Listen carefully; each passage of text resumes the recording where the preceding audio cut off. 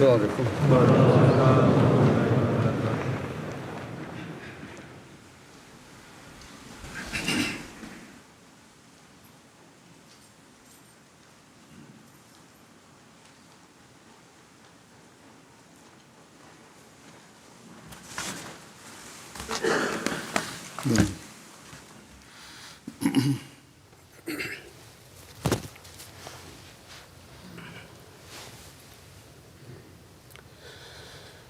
اللہ اکبر اللہ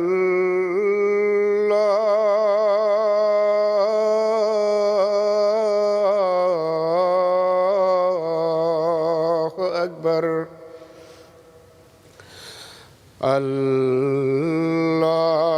اللہ اکبر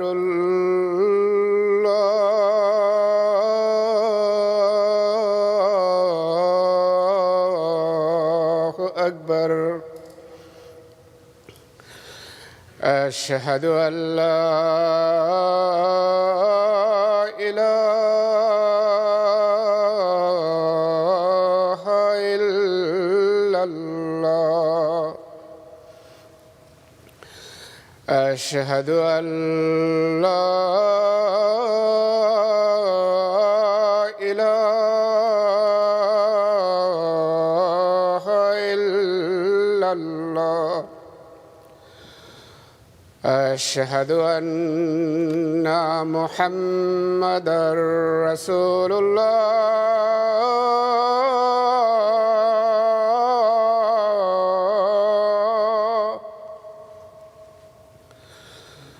اشہد ان محمدا رسول اللہ. حی علی الصلاۃ.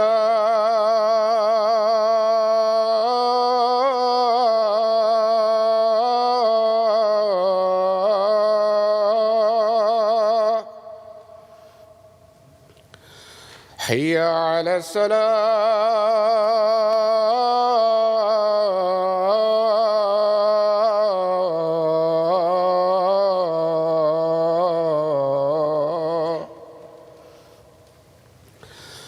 حی علی الفلاح.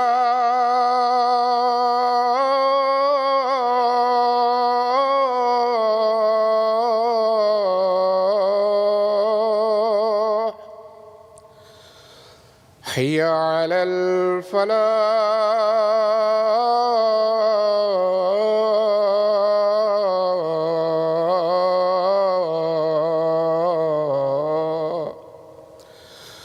اللہ اکبر اللہ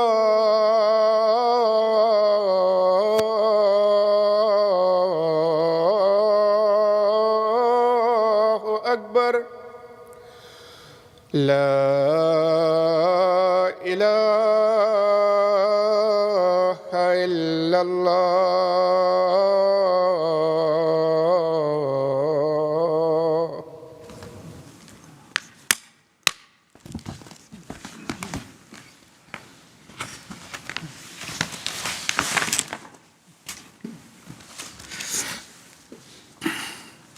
السلام علیکم ورحمۃ اللہ.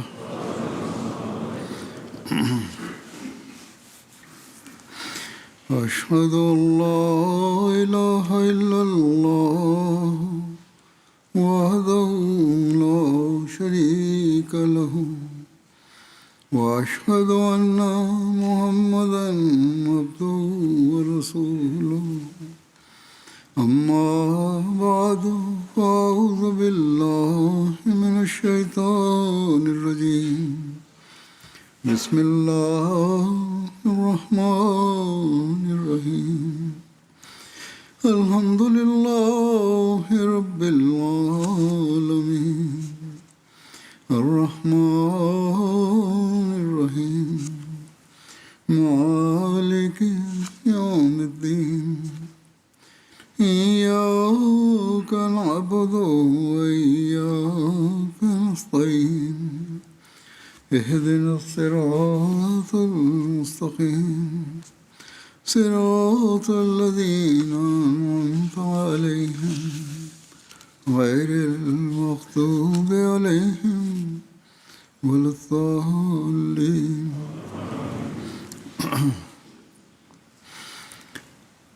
اللہ تعالیٰ نے انسان کو پیدا کیا تو اس سے پہلے اس کے فائدے کے لیے بے شمار نعمتیں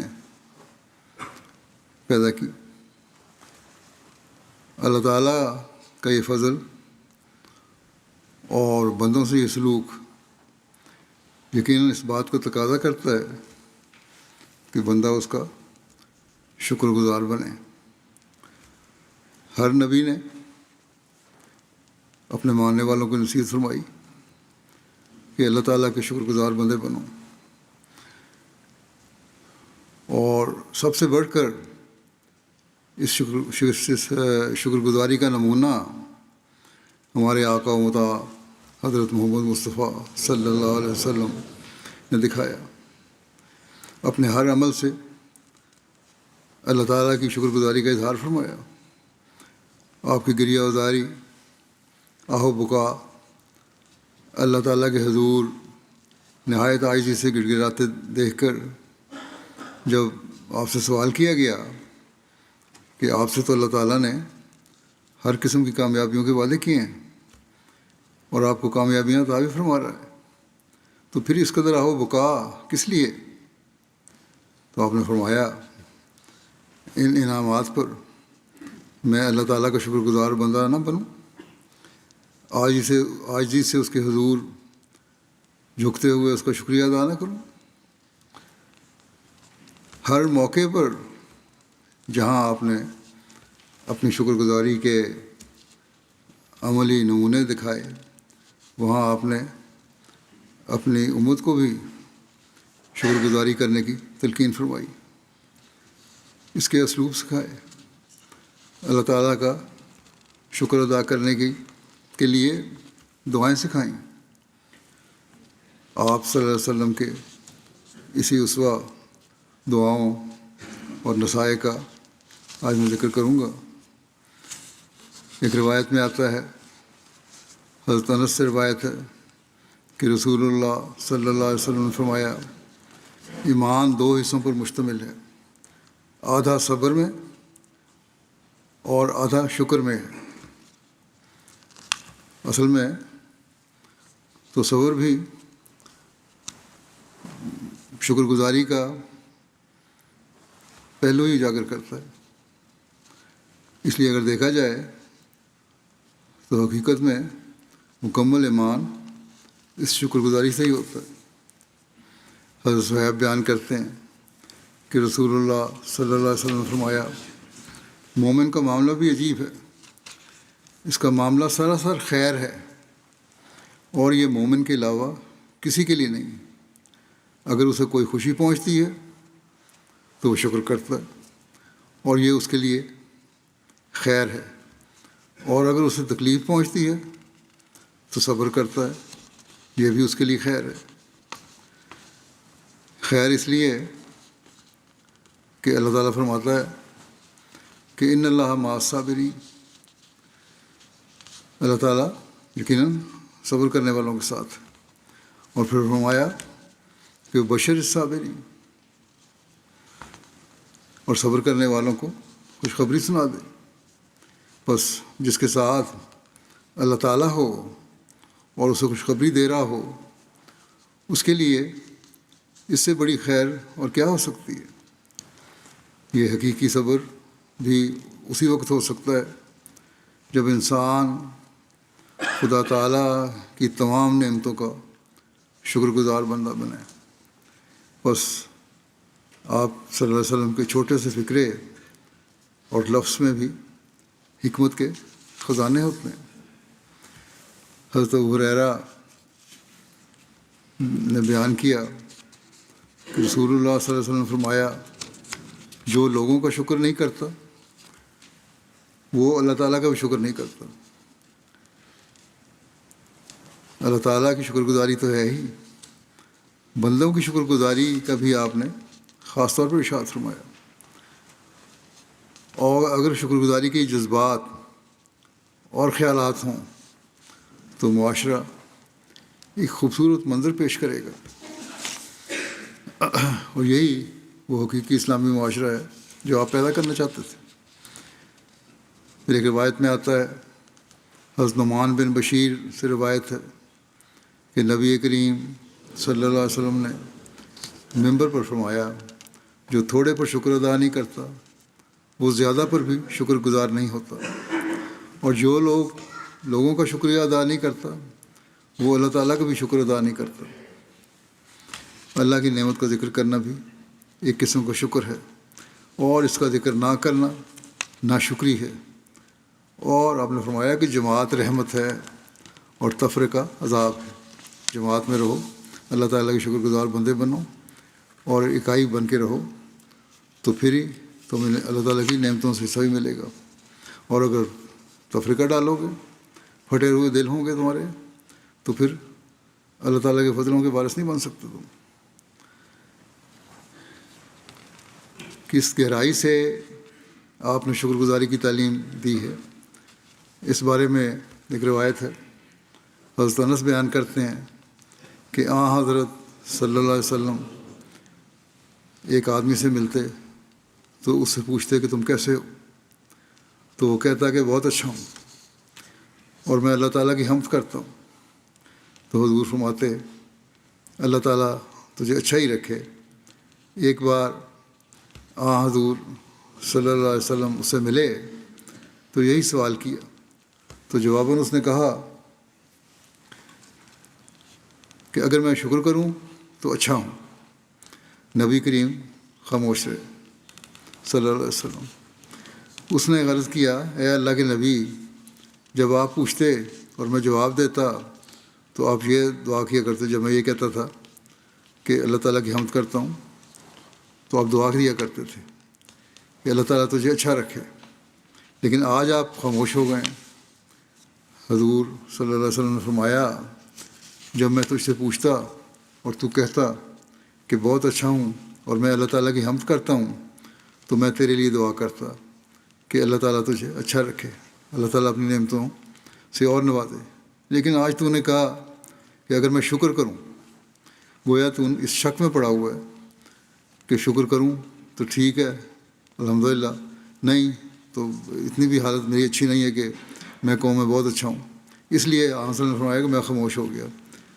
آپ نے کہا کہ تم شک میں پڑ گئے تھے، تم نے اللہ تعالیٰ کے بارے میں بدگمانی کی، آپ کو یہ برداشت ہی نہیں تھا کہ ہلکا سا بھی کسی کے ذہن میں اللہ تعالیٰ کی شکر گزاری کے معاملے میں منفی خیال پیدا ہو۔ حضرت اسامہ بن زید نے بیان کیا، رسول اللہ صلی اللہ علیہ وسلم نے فرمایا، جس سے کوئی نیکی کی گئی اور اس نے اس کے کرنے والے سے کہا جزاک اللہ خیر، اللہ تعالیٰ تمہیں بہترین جزا دے، تو اس نے تعریف کا حق ادا کر دیا۔ اسی طرح حضرت ابو ہریرہ سے ایک روایت ہے، رسول اللہ صلی اللہ علیہ وسلم نے فرمایا، جب اللہ تعالیٰ کسی قوم کو خیر و برکت عطا کرنا چاہتا ہے تو ان کی عمریں بڑھا دیتا ہے اور انہیں شکر الہام کرتا ہے، یعنی شکر بجا لانے کی توفیق دیتا ہے۔ بس قومی ترقی کے لیے بھی شکر گزاری ضروری ہے، جماعتی ترقی کے لیے بھی شکر گزاری ضروری ہے، انفرادی ترقی کے لیے بھی شکر گزاری ضروری ہے۔ اللہ تعالیٰ کی شکر گزاری، آپس میں ایک دوسرے کی شکر گزاری، اور ہر اس شخص کی شکر گزاری جس سے کسی قسم کا فائدہ پہنچے، انتہائی ضروری ہے، اور یہی قومی یکجہتی کا باعث بنتی ہے۔ پھر شکر گزاری کا صحیح ادراک پیدا کرنے کے لیے آپ نے خوب جو نصیحت فرمائی، اس کا ایک روایت میں یوں ذکر ملتا ہے۔ حضرت عائشہ رضی اللہ عنہا بیان فرماتی ہیں، مجھ سے رسول اللہ صلی اللہ علیہ وسلم اکثر فرمایا کرتے تھے تیرے اشعار کا کیا ہوا، یعنی کوئی شعر سناؤ۔ آپ حضرت عائشہ کو شعر یاد تھے، آپ سنایا کرتی تھی۔ تو میں نے عرض کی کون سے اشعار؟ وہ تو بہت سے ہیں، مجھے یاد ہیں۔ حضور فرماتے شکر کے بارے میں شعر سناؤ۔ تو میں عرض کرتی ٹھیک، میرے ماں باپ آپ پر فدا ہوں. شاعر کہتا ہے تو اس کمزور کا سہارا بن جس کی کمزوری تجھے بدلہ نہیں دے سکتی. ایک دن تو دیکھے گا کہ اس کے نتائج ظاہر ہوں گے. صرف بدلے کے لیے سہارا نہ بنو بلکہ اس کا سہارا بنو جو تمہیں بدلہ نہیں دے گا، اور پھر تم دیکھو گے کہ اس کے نتیجے بھی ظاہر ہوں گے. یہ شاعر نے کہا. پھر وہ ضعیف کبھی نہ کبھی یا تو تجھے اس کا بدلہ دے گا یا تیری تعریف کرے گا، اور جو تیرے اس احسان پر جو تو نے کیا ہے تیری تعریف کرتا ہے گویا اس نے اس احسان کا بدلہ چکا دیا. الحمدللہ شکریہ کہہ دیا تو وہ بھی اس نے احسان کا بدلہ چکا دیا. پھر انہی شعروں میں آپ بیان کرتی ہیں کہ جب تو کسی معزز سے صلہ رحمی کا ارادہ کرے گا تو اس کی رسی کو بسیدہ اور کمزور نہیں پائے گا. صلہ رحمی کرو گے تو یہ نہیں ہے کہ تم نے کوئی کمزور رسی کو ہاتھ ڈالا ہے، بلکہ وہ مضبوط رسی ہے، کیونکہ اللہ تعالیٰ اس کا اجر دے گا. حضرت عائشہ فرماتی ہیں کہ جب میں نے یہ اشعار سنائے تو آپ صلی اللہ علیہ وسلم نے فرمایا اے عائشہ یہ بالکل ٹھیک ہے. مجھے جبرائیل نے بتایا کہ اللہ تعالیٰ قیامت کے روز مخلوقات کو اٹھائے گا تو اپنے ایک بندے سے پوچھے گا کہ میرے ایک بندے نے تجھ پر احسان کیا، کیا تو نے اس کا شکریہ ادا کیا؟ تو وہ جواباً کہے گا کہ اے میرے رب مجھے معلوم تھا کہ یہ تیری طرف سے احسان ہے اس لیے میں نے تیرا شکریہ ادا کیا. بندے کو تو نہیں کیا لیکن تیرا شکریہ ادا کر دیا. اس پر اللہ تعالیٰ کہے گا کہ اگر تو نے اس کا شکر ادا نہیں کیا جس کے ذریعے میں نے تجھے پر احسان کیا تھا تو نے میرا شکریہ بھی ادا نہیں کیا. ایک خوبصورت معاشرہ بنانے کے لیے یہ کتنا خوبصورت عمل ہے. پھر شکر گزاری کی دعا سکھاتے ہوئے آپ فرماتے ہیں، حضرت عبداللہ بن ورنام بیازی سے روایت ہے کہ رسول اللہ صلی اللہ علیہ وسلم نے فرمایا جس شخص نے جب صبح کی اور اس نے یہ دعا کی کہ اے اللہ جس نعمت نے بھی میرے ساتھ صبح کی ہے وہ تیری طرف سے ہے، تو ایک ہے، تیرا کوئی شریک نہیں، بس تیرے لیے حمد ہے اور تیرے لیے شکر ہے، تو اس نے اپنے دن کا شکر ادا کر دیا. اور جب وہ شام کرتا ہے اور اس نے ایسا ہی کیا تو اس نے اپنی رات کا شکر ادا کر دیا. اس طرح ایک روایت ہے حضرت معاذ بن جبل سے روایت ہے، رسول اللہ صلی اللہ علیہ وسلم نے ان کا ہاتھ پکڑا اور فرمایا اے معاذ بخدا میں یقیناً تم سے محبت کرتا ہوں. پھر فرمایا اے معاذ میں تمہیں تاکید کرتا ہوں کہ ہر نماز کے بعد ہرگز نہ چھوڑنا کہ تم کہو اللہم اعنی علی ذکرے کا و شکرے کا و حسن عبادت کا، کہ اے اللہ میری مدد فرما اپنے ذکر کے لیے اور اپنے شکر کے لیے اور اپنی عبادت کی خوبصورتی کے لیے. پھر ایک روایت میں ہے ابو علا بن شخیر نے روایت کی ہے کہ ایک شخص سے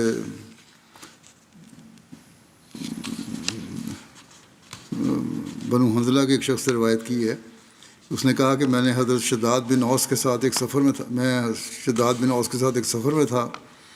انہوں نے کہا کیا میں تمہیں وہ نہ سکھاؤں جو رسول اللہ صلی اللہ علیہ وسلم نے ہمیں سکھایا کہ تم کہو کہ اے اللہ میں تجھ سے ہر کام میں ثبات طلب کرتا ہوں اور تجھ سے ہدایت کی پختگی مانگتا ہوں اور تجھ سے تیری نعمت کا شکر مانگتا ہوں اور تیری عبادت کا حسن اور تجھ سے سچ بولنے والی زبان مانگتا ہوں اور قلب سلیم میں تیری پناہ چاہتا ہوں اور اس شر سے جو تو جانتا ہے اور اس خیر سے طلب کرتا ہوں جو تو جانتا ہے اور تجھ سے بخشش طلب کرتا ہوں اور اس سے جسے تو جانتا ہے اسے بھی بخشش طلب کرتا ہوں. یعنی اللہ تعالیٰ سے بھی اور دنیا کے ہر شخص سے بھی ہر چیز وہ چیز جو بخشش میں کر سکتی ہے جو فائدہ پہنچا سکتی ہے انسان کو. تو بے شک غیب کی باتوں کا علم رکھنے والا ہے کیونکہ اللہ تعالیٰ ہی جانتا ہے کون فائدہ مند ہے کون نہیں. اس لیے اللہ تعالیٰ سے یہ دعا کی کہ اے اللہ تو بھی مجھ پر فضل کر ہر چیز پہ، اور ہر اس چیز جو تیری پیداوار پیدا کی ہوئی ہے اور جو میرے فائدے کے لیے ہے، اس میں بھی میرے لیے خیر رکھ دے. پھر ایک دن حضرت صلی اللہ علیہ وسلم نے ایک دعا ایک سکھائی. حضرت ابو سعید سے روایت ہے کہ ایک شخص نے عرض کیا یا رسول اللہ صلی اللہ علیہ وسلم، کون سی دعا سب سے بہتر ہے جو میں نماز میں کیا کروں؟ آپ صلی اللہ علیہ وسلم نے فرمایا، تم کہو اللہم لک الحمد کلہ ولک الشکر کلہ ولک الملک کلہ ولک الخلق کلہ وإلیک یرجع الامر کلہ نسألک من الخیر ونعوذ بک من الشر کلہ. اے اللہ تمام تعریفیں تیرے لیے ہیں اور سارا شکر تیرے لیے ہے اور ساری بادشاہی تیرے لیے ہے اور ساری مخلوق تیری ہے اور ہر معاملہ تیری طرف لوٹتا ہے. ہم تو اس سے ہر قسم کی بھلائی مانگتے ہیں اور ہر طرح کے شر سے تیری پناہ چاہتے ہیں. خود حضرت صلی اللہ علیہ وسلم کی اپنی دعا کا ذکر ایک روایت میں یوں ملتا ہے. حضرت ابن عباس سے روایت ہے کہ نبی صلی اللہ علیہ وسلم اپنی دعا میں کہا کرتے تھے، اس کا ترجمہ یہ ہے کہ اے میرے رب میری مدد کر اور میرے خلاف کسی کی مدد نہ کر، اور میری نصرت فرما اور میرے خلاف کسی کی نصرت نہ فرما، اور میرے لیے تدبیر کر اور میرے خلاف تدبیر نہ کر، اور مجھے ہدایت دے اور میری ہدایت میرے لیے آسان کر دے، اور میری مدد کر اس کے خلاف جس نے میرے یا مجھ پر زیادتی کی. اے اللہ مجھے اپنا شکر گزار بنا، اپنا ذکر کرنے والا بنا، تجھ سے ڈرنے والا، تیرا فرما بردار، تیری بہت اطاعت کرنے والا، تیری طرف بہت زیادہ جھکنے والا بنا دے. اے میرے رب میری توبہ قبول کر اور میری خطا دھو دے اور میری دعا قبول فرما اور میری حجت کو مضبوط کر اور میرے دل کو ہدایت دے اور میری زبان کو سیدھا کر اور میرے دل سے کینہ دور کر دے. اور آپ کا تو دل ہر چیز سے صاف اور پاک تھا اور اللہ تعالیٰ کی طرف جھکے ہوئے تھے بالکل کلیتاً. یہ دعا تو آپ اپنے لیے تو کرتے تھے، لیکن اصل میں یہ دعا آپ نے ہمیں سکھائی کہ ہر میرے ماننے والوں کو اس طرح اپنے دل کو صاف رکھنے کے لیے دعا کرنی چاہیے اور اللہ تعالیٰ کا فضل مانگنا چاہیے. حضرت ابو ہریرہ نے بیان کیا ایک دعا ہے جسے میں نے رسول اللہ صلی اللہ علیہ وسلم سے یاد کیا ہے، میں اسے نہیں چھوڑتا، اور وہ دعا یہ ہے، اس کا ترجمہ یہ ہے کہ اے اللہ مجھے ایسا بنا دے کہ میں تیرا بہت زیادہ شکر کروں اور کثرت سے تیرا ذکر کروں اور تیری نصیحت کی پیروی کروں اور تیرے تاکیدی حکموں کو یاد رکھوں.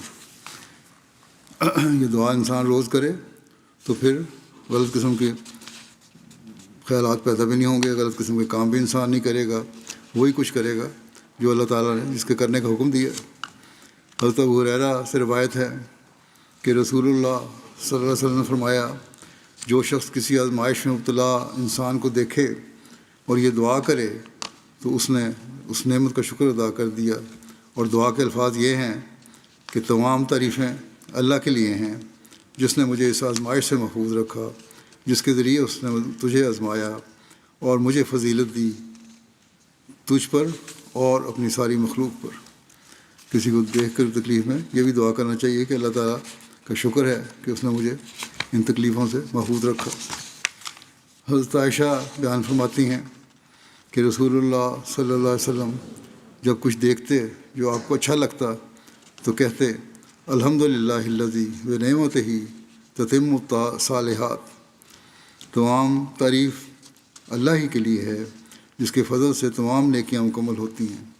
اور جب آپ وہ دیکھتے جو آپ ناپسند فرماتے تو کہتے الحمد للہ علی کل حال، ہر حال میں تمام تعریف اللہ ہی کے لیے ہے. حضرت انس کہتے ہیں ہم رسول اللہ صلی اللہ علیہ وسلم کے ساتھ تھے اور ہمیں بارش نے آ لیا. راوی کہتے ہیں رسول اللہ صلی اللہ علیہ وسلم نے اپنا سر، یعنی حضرت انس نے کہتے ہیں کہ آپ صلی اللہ علیہ وسلم نے اپنا سر سے اپنا کپڑا اٹھا دیا یہاں تک کہ آپ پر کچھ بارش پڑی. ہم نے کہا یا رسول اللہ آپ نے ایسا کس لیے کیا تھا؟ آپ نے فرمایا کیونکہ یہ بلند و بالا رب کی طرف سے تازہ بتازہ آئی ہے، اس کی شکر گزاری کے طور پر میں نے ان قطروں کو لیا ہے.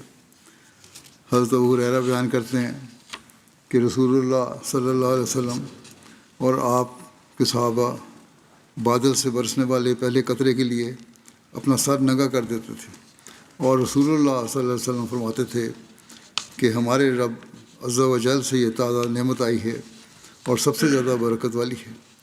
کوئی موقع ایسا نہیں تھا جہاں آپ اللہ تعالیٰ کی شکر گزاری نہ کرتے ہوں، حتیٰ کہ بظاہر چھوٹی سے چھوٹی بات سے بھی پر بھی آپ کی شکر گزاری ہوتی تھی. چنانچہ حضرت مالک بیان کرتے ہیں کہ حضور صلی اللہ علیہ وسلم جب بیت الخلاء سے باہر تشریف لاتے تو یہ دعا کرتے کہ الحمدللہ الذی اذھب عنی الاذی وعافانی، کہ تمام تعریفیں اس اللہ کے لیے ہیں جس نے مضر چیز مجھ سے دور کر دی اور مجھے تندرستی عطا کی. حضرت زید بن خالد جوہنی سے روایت کی ہے، انہوں نے کہا کہ رسول اللہ صلی اللہ علیہ وسلم نے ہمیں حدیبیہ میں صبح کی نماز بارش کے بعد جو رات کو ہوئی تھی پڑھائی. جب آپ نماز سے فارغ ہوئے تو لوگوں کی طرف منہ کیا اور فرمایا کیا تم جانتے ہو کہ تمہارے رب عز و جل نے کیا فرمایا ہے؟ لوگوں نے کہا اللہ اور اس کا رسول بہتر جانتے ہیں. آپ نے فرمایا اللہ تعالیٰ نے فرمایا ہے کہ میرے بندوں میں سے آج صبح بعض مجھ پر ایمان لانے والے ہوئے اور بعض میرا انکار کرنے والے. جس نے تو یہ کہا کہ ہم پر اللہ تعالیٰ کے فضل اور اس کی رحمت سے بارش ہوئی ہے وہ میرا مومن ہے اور ستاروں کا کافر ہے، اور جس نے کہا کہ ہم پر بارش فلاں فلاں ستارے کے نکلنے کی وجہ سے ہوئی ہے وہ میرا کافر اور ستاروں کا مومن ہے. یعنی مجھ پر ایمان نہیں لاتا، اس کو ابھی تک اسی طرح وہ تو ستاروں کو پوجنے والا ہے. بس شکر گزاری کا اصل معیار یہ ہے کہ ہر بات پر صرف اور صرف خدا تعالیٰ کی حمد ہو اور اس کی شکر گزاری کی جائے. کیونکہ اس وقت بعض لوگوں کے اتنا پوری تربیت نہیں ہوئی تھی، پرانی روایات کا بھی اثر تھا، پرانے ان کے روایتی مذہب کا بھی اثر تھا، تو وہ کہہ دیا کرتے تھے، ستاروں وغیرہ کے نام لے دیتے تھے. تو آپ نے ان کو شکر گزاری کی حقیقت بتا کر پھر اس طرح تربیت فرمائی. ایک روایت ہے، جعفر بن محمد اپنے والد سے روایت کرتے ہیں کہ جب رسول اللہ صلی اللہ علیہ وسلم آئینہ دیکھتے تو یہ فرمایا کرتے تھے کہ تمام تعریفیں اللہ کے لیے ہیں جس نے مجھے پیدا کیا اور میری صورت اچھی بنائی اور میرے اخلاق بھی، اور مجھ میں ان چیزوں کو خوبصورت بنا دیا جو دوسروں میں عیبدار معلوم ہوتی ہیں. حضرت ابو سعید سے روایت ہے کہ نبی کریم صلی اللہ علیہ وسلم جب کوئی چیز کھاتے یا پیتے تو اس کے بعد یوں خدا کا شکر ادا کرتے تھے الحمدللہ الذی اطعمنا وسقانا وجعلنا مسلمین. سب تعریفیں اللہ تعالیٰ کے لیے ہیں جس نے ہمیں کھلایا اور پلایا اور ہمیں مسلمان بنایا. حضرت ابو امامہ سے روایت ہے کہ نبی صلی اللہ علیہ وسلم کی عادت تھی کہ جب آپ کھانے سے فارغ ہوتے اور ایک بار حضرت ابو امامہ نے یوں کہا جب آپ نے اپنے دسترخوان کو اٹھاتے یعنی کھانا سے فارغ ہوتے تو آپ فرماتے کہ الحمدللہ الذی کفانا و اروانا غیر مخفین ولا مکفور، کہ سب شکر اللہ ہی کا ہے جس نے ہمیں کافی دیا اور پیٹ بھر کر کھلایا پلایا.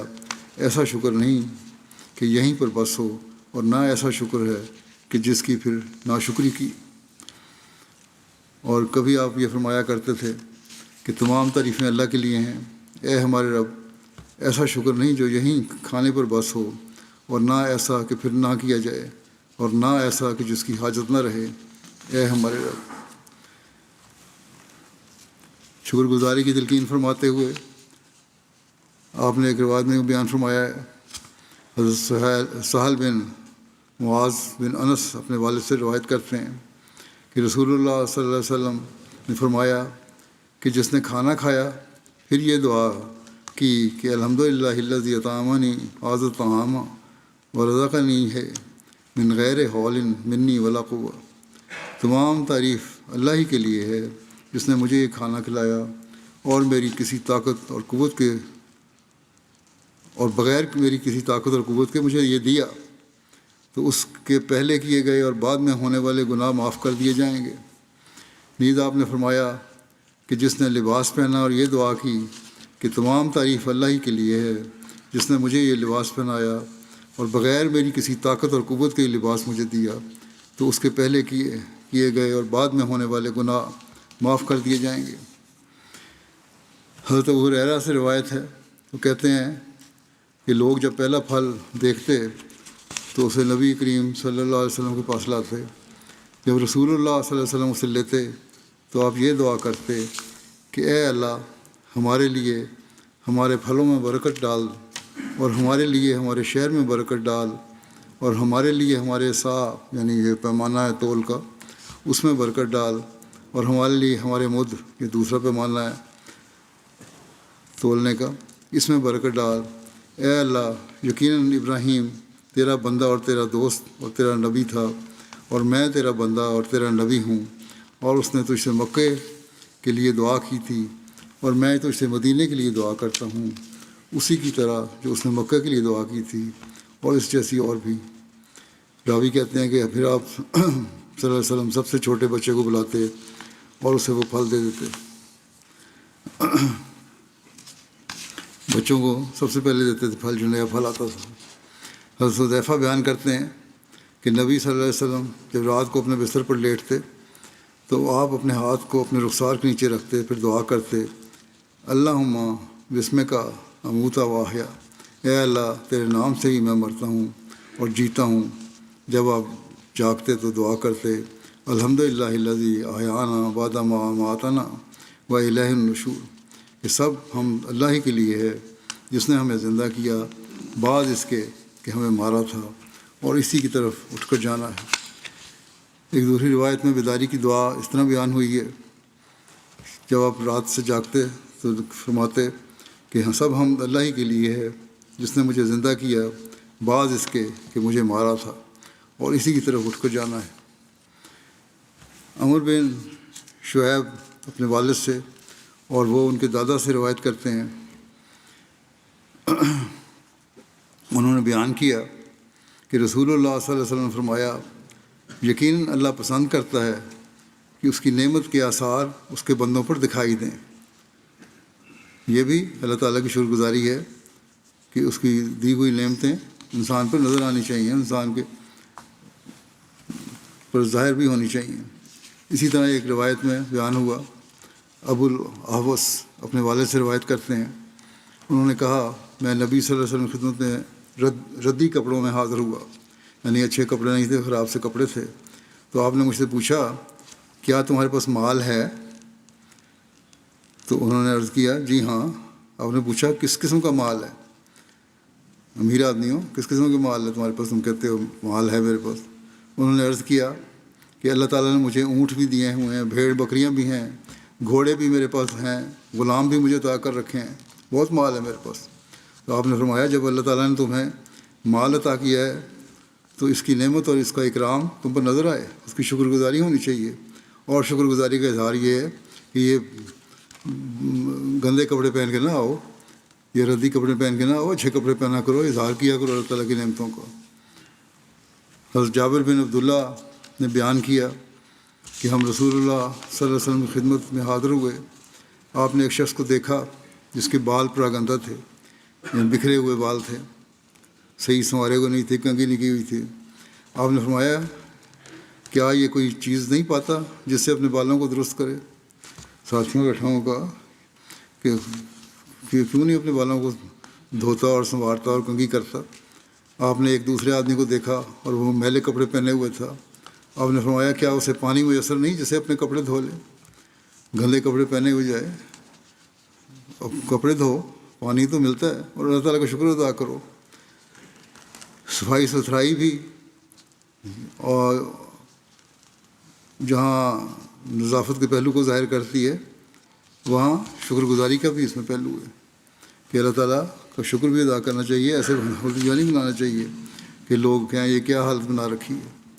اسی طرح ایک روایت ہے، حضرت عبداللہ بن مسعود نے نبی صلی اللہ علیہ وسلم سے روایت کی ہے کہ آپ نے فرمایا جنت میں وہ شخص داخل نہیں ہوگا جس کے دل میں ذرہ برابر بھی تکبر ہے۔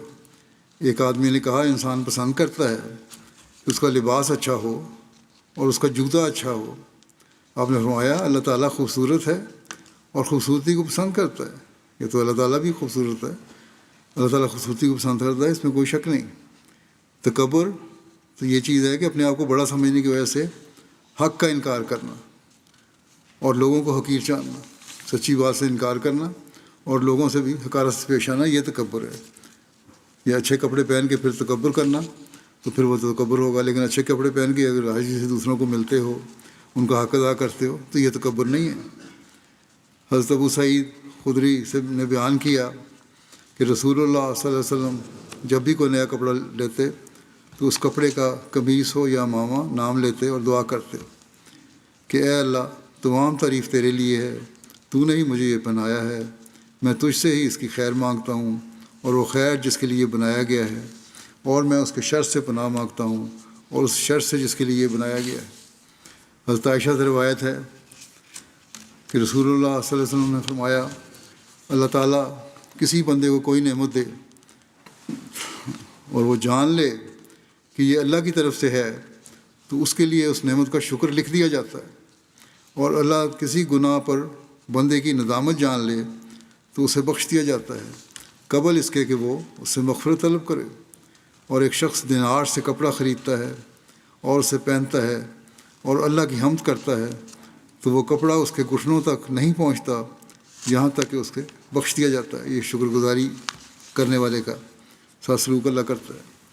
سالم نے حضرت عبداللہ بن عمر رضی اللہ عنہما سے روایت کی کہ انہوں نے کہا کہ نبی صلی اللہ علیہ وسلم جب غزوہ سے لوٹتے تو کہتے تھے، جب آپ کسی گھاٹی یا اونچے میدان میں پہنچتے تو آپ 3 بار اللہ اکبر کہتے، اس کے بعد فرماتے کہ لا الہ الا اللہ وحدہ لا شریک لہ لہ الملک و لہ الحمد وہو علی کل شیء قدیر آئبون تائبون عامدون ساجدون لربنا حامدون صدق اللہ وعدہ ونصر عبدہ وہزم الاحزاب وحدہ۔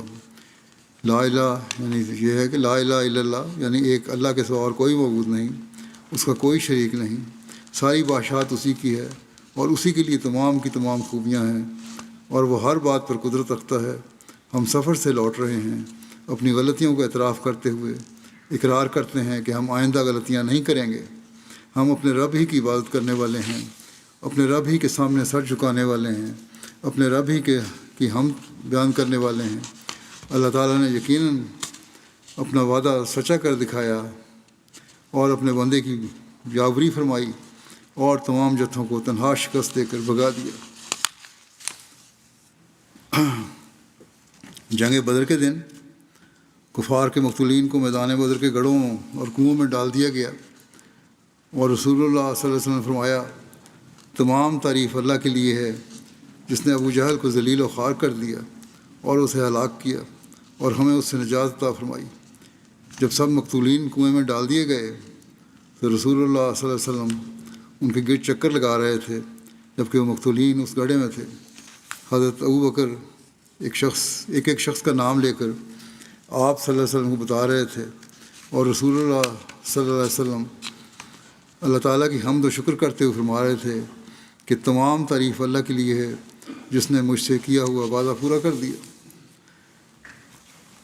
آپ کے جانی دشمن کے کیفر کردار پر پہنچنے پر آپ کا رد عمل کسی قسم کی یہ نہیں تھا، کسی قسم کی ظاہری خوشی ہو، اس کا اظہار نہیں کیا، بلکہ اللہ تعالیٰ کے حضور جھکے اور اس کا شکر ادا کیا۔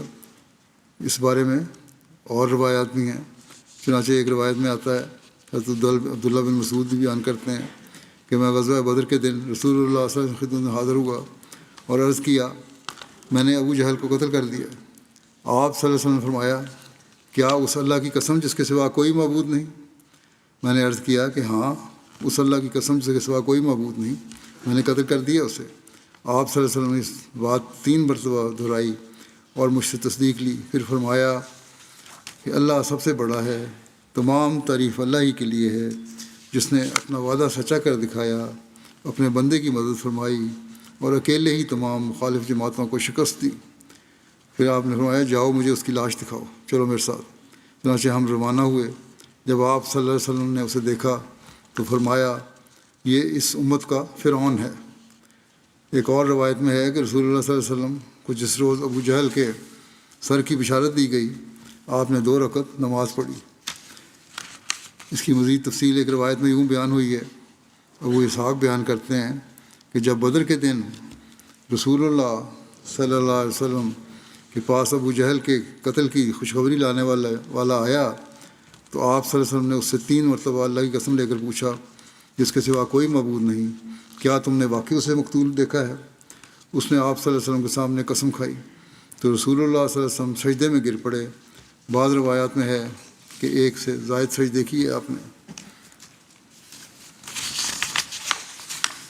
فتح مکہ کے موقع پر آپ کی شکر گزاری کی روایات ملتی ہیں. اس تعلق میں حضرت ابن عمر سے روایت ہے کہ رسول اللہ صلی اللہ علیہ وسلم فتح مکہ کے دن کعبہ کی سیڑھی پر کھڑے ہوئے. پھر آپ صلی اللہ علیہ وسلم نے اللہ تعالیٰ کی حمد بیان کی، اس کی ثنا کی اور فرمایا الحمدللہ الذی صدق وعدہ ونصر عبدہ وہزم الاحزاب وحدہ. تمام تعریف اللہ ہی کے لیے ہے جس نے اپنا وعدہ سچا کر دکھایا، اپنے بندے کی مدد فرمائی اور تمام لشکروں کو اکیلے ہی شکست دی.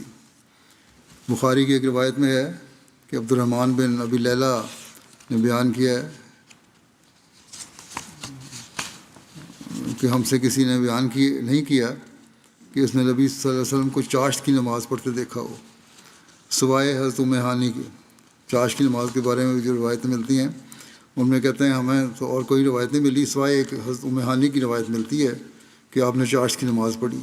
اور وہ روایت اس طرح ہے کہ بیان کرتی ہیں کہ نبی صلی اللہ علیہ وسلم فتح مکہ کے دن ان کے گھر میں تشریف لائے اور آپ نے غسل کیا اور 8 رکعت نماز پڑھی. تو کہتی ہیں کہ میں نے اس سے زیادہ ہلکی نماز کبھی نہیں دیکھی.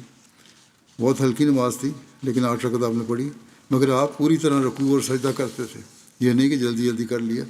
آپ کی ہلکی نماز بھی ہماری لمبی نمازوں جیسی تھی. ایک سیرت نگار نے اس واقعہ کو اس عنوان کے تحت بیان کیا ہے کہ رسول اللہ صلی اللہ علیہ وسلم نے یہ 8 رکعتیں شکرانہ کے طور پر ادا کی تھیں بسبب اس کے جو اللہ تعالیٰ نے اس دن آپ کو عطا کیا تھا. حضرت انس سے روایت ہے کہ جب آپ مکہ مکرمہ میں داخل ہوئے تو لوگ آپ کی زیارت کے لیے آئے. عاجزی اور جذبات شکر کی وجہ سے آپ کا سر کجاوے کو چھو رہا تھا. آپ لوگوں کے درمیان تھے. آپ نے فرمایا اللہم ان العیش عیش الآخرہ کہ اے اللہ یقین اصل زندگی تو آخرت کی زندگی ہے. حضرت مسیح موعود علیہ الصلوۃ والسلام فرماتے ہیں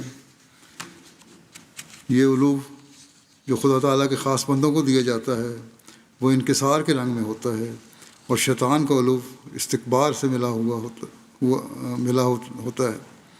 دیکھو ہمارے نبی کریم صلی اللہ علیہ وسلم نے جب مکہ کو فتح کیا تو آپ نے اسی طرح اپنا سر جھکایا اور سجدہ کیا جس طرح پر ان مصائب اور مشکلات کے دنوں میں جھکاتے اور سجدے کرتے تھے.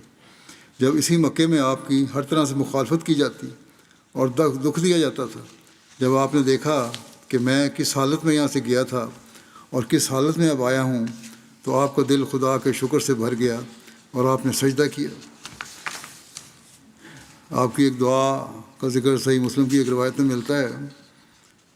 حجۃ الوداع کے موقع پر جب نبی کریم صلی اللہ علیہ وسلم نے صفا اور مروہ کی سعی یعنی طواف کیا، چکر لگایا، اس کا ارادہ فرمایا تو آپ نے صفا سے ابتدا کی اور اس پر چڑھے یہاں تک کہ بیت اللہ کو دیکھا اور قبلہ کی طرف رخ کیا اور اللہ تعالیٰ کی توحید بیان کی اور اس کی بڑائی کا ذکر کیا اور فرمایا اللہ کے سوا کوئی عبادت کے لائق نہیں، وہ ایک ہے، اس کا کوئی شریک نہیں، بادشاہت اسی کی ہے، اسی کے سب تعریف ہے، وہ ہر چیز پر قادر ہے، اللہ کے سوا کوئی عبادت کے لائق نہیں، وہ اکیلا ہے، اس نے اپنا وعدہ پورا کیا اور اپنے بندے کی مدد کی اور لشکروں کو اکیلے پسپا کر دیا، اور پھر اس کے درمیان آپ نے دعا کی، اور دعا کو 3 مرتبہ اسی طرح آپ نے کیا۔ حضرت علی کہ یمن سے ہمدان قبیلہ کی اطلاع دینے کے بارے میں ایک روایت آتی ہے۔ حضرت براء بن عازب بیان کرتے ہیں، جب 10 ہجری میں رسول اللہ صلی اللہ علیہ وسلم نے حضرت علی کو یمن کی طرف بھیجا اور سارے قبیلہ ہمدان نے اسلام قبول کر لیا، تو حضرت علی نے ان کے اسلام قبول کرنے کی خبر رسول اللہ صلی اللہ علیہ وسلم کو خط کے ذریعے دی۔ جب رسول اللہ صلی اللہ علیہ وسلم نے وہ خط پڑھا تو آپ صلی اللہ علیہ وسلم سجدے میں گر گئے اور فرمایا، ہمدان پر سلام ہو، ہمدان پر سلام ہو، 9 مرتبہ یہ ارشاد فرمایا۔ حضرت صلی اللہ علیہ وسلم کے سجدات شکر کے بارے میں مزید تفصیلات اس طرح ملتی ہیں۔ حضرت ابو بکرہ سے روایت ہے کہ نبی صلی اللہ علیہ وسلم کے پاس جب کوئی ایسی بات آتی جو آپ کو خوش کرتی یا جو آپ کے لیے خوشی کا باعث ہوتی تو آپ اللہ تبارک و تعالیٰ کا شکر ادا کرتے ہوئے سجدے میں گر جاتے۔ اسی طرح ایک روایت ہے حضرت انس بن مالک سے کہ نبی صلی اللہ علیہ وسلم کو ایک مقصد کے لیے بارے میں بشارت دی گئی تو آپ شکر کرتے ہوئے سجدے میں گر گئے۔ آپ صلی اللہ علیہ وسلم پر درود بھیجنے پر مومنوں کو جو اللہ تعالیٰ نے خوشخبری دی اور اس پر آپ نے جس شکر گزاری کا اظہار فرمایا، اس کا ذکر ایک روایت میں یوں ملتا ہے۔ حضرت عبد الرحمن بن عوف بیان کرتے ہیں کہ رسول اللہ صلی اللہ علیہ وسلم باہر تشریف لائے اور اپنی صدقہ کی جگہ کی طرف متوجہ ہوئے، پھر اندر تشریف لے گئے، قبلہ رخ ہو کر سجدے میں گر گئے اور سجدہ بہت طویل کر دیا، یہاں تک کہ مجھے گمان ہوا کہ اللہ عز و جل نے اسی حالت میں آپ کی روح قبض کر لی ہے کہ میں آپ کے قریب ہو کر بیٹھا تو آپ نے سر اٹھایا اور فرمایا، یہ کون ہے؟ میں نے عرض کیا کہ عبد الرحمن۔ فرمایا، کیا بات ہے؟ میں نے عرض کیا، یا رسول اللہ صلی اللہ علیہ وسلم، آپ نے اتنا لمبا سجدہ کیا کہ مجھے اندیشہ ہوا کہ کہیں اللہ عز و جل نے اسی حالت میں آپ کی روح قبض نہ کر لی ہو، یعنی وفات وصال نہ ہو گیا ہو۔ تو آپ نے فرمایا، جبرائیل میرے پاس آئے تھے اور مجھے یہ کہہ کر خوشخبری دی کہ اللہ تعالیٰ فرماتا ہے کہ جو شخص آپ پر درود بھیجے گا میں اس پر اپنی رحمت نازل کروں گا، اور جو آپ پر سلام بھیجے گا میں اس پر سلام بھیجوں گا۔ اس پر میں نے اللہ عز و جل کا شکر ادا کرنے کے لیے سجدہ کیا تھا، اور یہ سجدہ اس شکر گزاری کے طور پر تھا جو اتنا لمبا ہوا۔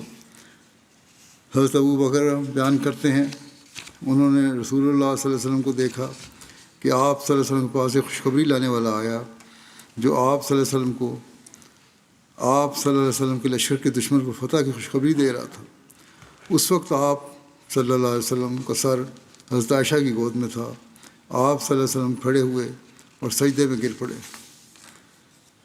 ایک روایت میں ہے، عمر بن شعیب اپنے والد سے اور وہ اپنے دادا سے روایت کرتے ہیں کہ انہوں نے رسول اللہ صلی اللہ علیہ وسلم کو فرماتے ہوئے سنا، 2 خصلتیں ایسی ہیں کہ جس شخص میں وہ پائی جائیں اللہ تعالیٰ اسے صابر اور شاکر لکھ دیتا ہے، اور جس میں وہ دونوں نہ ہوں اللہ اسے نہ صابر لکھتا ہے اور نہ شاکر۔ پہلی یہ کہ جو شخص اپنے دین کے معاملے میں اس کی طرف دیکھے جو اس سے بلند ہو اور اس کی پیروی کرے، اور دوسری یہ دین کے معاملے میں ادھر دیکھے جو اس سے بلند ہے اور پھر دیکھے کہ میں اس کی پیروی کروں، اس کے برابر پہنچوں، تو وہ صابر و شاکر ہوگا۔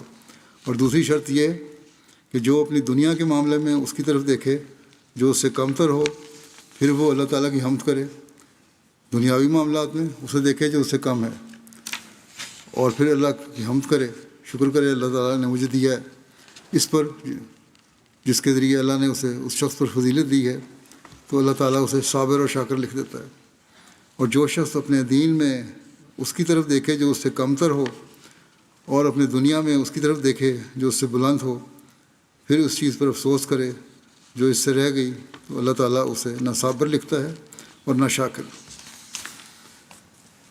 اسی طرح حضرت ابو ہریرہ بیان کرتے ہیں کہ رسول اللہ صلی اللہ علیہ وسلم نے فرمایا، اس کی طرف دیکھو جو تم سے نیچے ہے اور اس کی طرف مت دیکھو جو تم سے اوپر ہے، یہ اس بات کے زیادہ لائق ہے تم اللہ کی نعمت کی تحقیر نہ کرو، یعنی دنیاوی لحاظ سے نیچے کی طرف دیکھو اور پھر اللہ کا شکر ادا کرو کہ اللہ تعالیٰ نے تمہیں دیا ہوا ہے۔ حضرت ابن عباس سے روایت ہے کہ رسول اللہ صلی اللہ علیہ وسلم نے فرمایا 4 چیزیں ایسی ہیں کہ جسے یہ عطا کر دی جائیں اسے دنیا اور آخرت کی بھلائی عطا کر دی گئی۔ شکر گزار دل نمبر 1، ذکر کرنے والی زبان 2، ذکر الہی کرنے والی زبان ہو، آزمائش کے وقت صبر کرنے والا بدن، اور ایسی بیوی جو نہ اپنی عزت و عفت کے معاملے میں اور نہ شوہر کے معاملے میں اس کے ساتھ خیانت کرے، اچھی بیوی ہو اور باقی یہ 4 چیزیں جو ہیں یہ ہوں تو بھلائی عطا ہوتی ہے۔ حضرت ابو ہریرہ بیان کرتے ہیں کہ رسول اللہ صلی اللہ علیہ وسلم نے فرمایا، اے ابو ہریرہ پرہیزگار بنو، تم سب لوگوں سے زیادہ عبادت گزار ہو جاؤ گے، اور قانع بنو، قناعت کرو، تم سب لوگوں سے زیادہ شکر گزار ہو جاؤ گے۔ بس قناعت ہی شکر گزاری کی طرف لے کر جاتی ہے۔ اور لوگوں کے لیے وہی پسند کرو جو اپنے لیے پسند کرتے ہو، تم مومن ہو جاؤ گے۔ اور جو تمہارا پڑوسی ہے اس سے اچھی ہمسائیگی کرو، تم مسلم ہو جاؤ گے۔ اور کم ہنسو کیونکہ ہنسنے کی کثرت دل کو مردہ کر دیتی ہے۔ یعنی اللہ تعالیٰ کے حضور زیادہ جھکنے والا ہونا چاہیے انسان کو، دعاؤں کی طرف توجہ رہنی چاہیے، ہر وقت ٹھٹھے مذاق نہیں ہوتے رہتے۔ اللہ تعالیٰ ہمیں آپ صلی اللہ علیہ وسلم کی اشاعت پر عمل کرنے والا بنائے۔ حضرت صلی اللہ علیہ وسلم کے مستقل شکر اور ذکر الہی کا نقشہ کھینچتے ہوئے حضرت عائشہ بیان کرتی ہیں کہ نبی کریم صلی اللہ علیہ وسلم اپنے تمام اوقات میں ذکر الہی کیا کرتے تھے۔ بس آپ نے اپنی امت کے سامنے اپنے اسوے کے اعلیٰ ترین معیار قائم فرمائے اور ہمیں نصیحت فرمائی۔ اللہ تعالیٰ اس پر عمل کرنے کی بھی ہمیں توفیق عطا فرمائے۔ دوسری بات جو ہے یہ ہے، مختصراً کہہ دیتا ہوں کہ اگلے جمعے کو انشاءاللہ تعالیٰ جماعت احمدیہ برطانیہ کا جلسہ سالانہ بھی شروع ہو رہا ہے۔ دعا کریں اللہ تعالیٰ اسے ہر لحاظ سے بابرکت فرمائے، ہر طرح اپنے حفظ و امان میں رکھے ہر ایک کو۔ موسم کی شدت جو ہے آج کل گرمی کی وجہ سے یہ اس سے بعض خطرات بھی ہیں، ہر قسم کے بد اثرات سے اللہ تعالیٰ محفوظ رکھے۔ اور اسی طرح جو ڈیوٹی دینے والے کارکنان ہیں، بعض دفعہ گرمی میں کھڑے ہو کے ڈیوٹی بھی دینی پڑتی ہے اور سخت ڈیوٹیاں بھی ہوتی ہیں، ان کو بھی آسان رنگ میں اپنے فرائض ادا کرنے کی توفیق عطا فرمائے۔